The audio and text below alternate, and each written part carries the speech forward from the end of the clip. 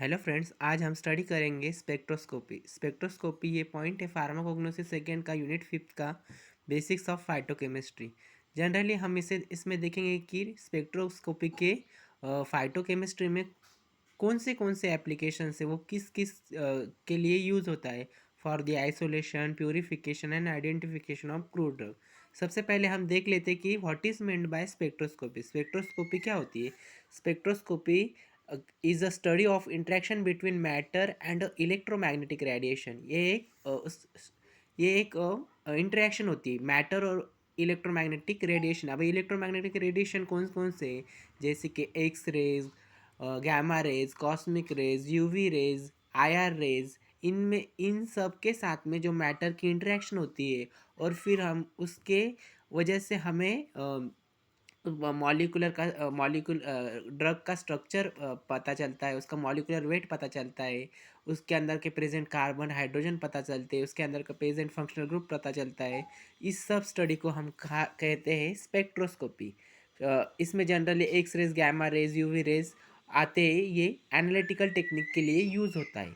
अब इसके अंदर क्या होता है कि मैटर के साथ में इंटरेक्शन होता है। मैटर क्या करता है? एब्जॉर्ब करता है, इमिशन करता है, स्कैटरिंग करता है। ये तीन प्रिंसिपल के ऊपर स्पेक्ट्रोस्कोपी बेस है। अब इसमें क्या देखेंगे कि हम spectroscopy looks at how incident radiation affect the sample emitted. Absorb spectra can be to gain information about the material.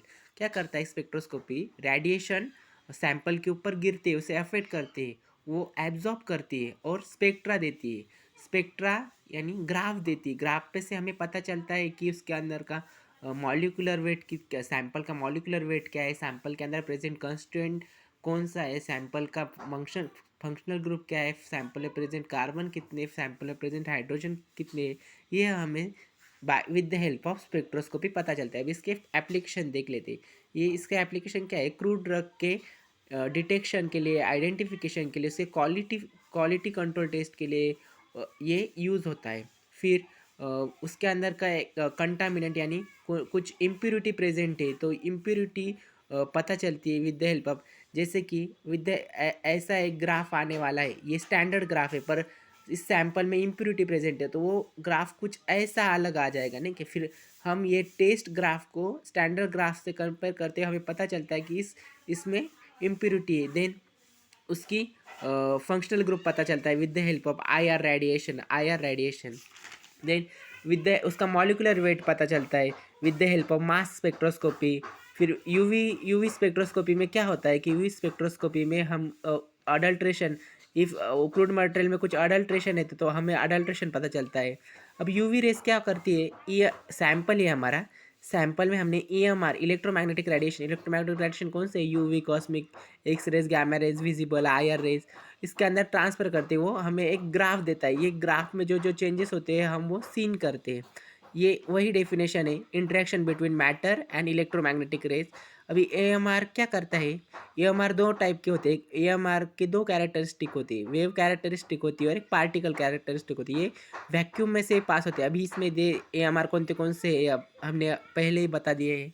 ये कुछ इंपॉर्टेंट एएमआर के कुछ वेवलेंथ है, ये आपको पता कौन से चेंजेस होते हैं और उसकी वेवलेंथ कौन सी होती है, तो इम्पॉर्टेंट है। देन यूवी विजिबल स्पेक्ट्रोस्कोपी में क्या होता है? यूवी विजिबल स्पेक्ट्रोस्कोपी की जनरली वेवलेंथ 200 to 800 नैनोमीटर रहती है और ये डिफरेंट डिफरेंट इंस्ट्रूमेंट से हम यूवी स्पेक्ट्रोस्कोपी करते हैं। Single beam instrument, double beam instrument. इसमें से हम प्लांट में, क्रूड ड्रग में कौन सा केमिकल कंस्टेंट प्रेजेंट है, with the help of UV wavelength and visible wavelength हम उसे स्टडी करते हैं। ये कुछ एग्जांपल है। जब एंथोसायानिन प्रेजेंट होता है तो 275 to 200 नैनोमीटर यूवी स्पेक्ट्रा देता है और विजिबल ये देता है। ये कुछ एग्जांपल है। देन एनएमआर यानी न्यूक्लियर मैग्नेटिक रेजोनेंस, इसके दो टाइप होते हैं, एचएनएमआर एंड सीएनएमआर। एचएनएमआर हाइड्रोजन काउंट करता है प्रेजेंट क्रूड ड्रग में कितने हाइड्रोजन प्रेजेंट है और सीएनएमआर काउंट करता है प्रेजेंट स्ट्रक्चर में कितने कार्बन प्रेजेंट है। Then mass spectroscopy molecular weight detect करती है कंपाउंड का।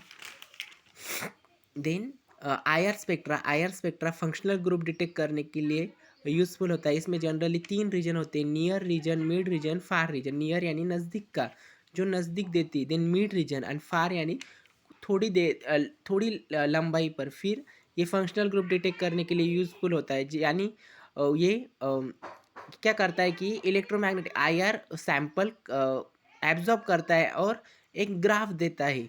जनरली अल्कोहल जर ओएच ग्रुप जर प्रेजेंट जर होता है तो वो जनरली 3600 नैनोमीटर पे ग्राफ देता है। और फेनॉल जो प्रेजेंट होता है तो 1410 पर सेंटीमीटर पे वो ग्राफ देता है।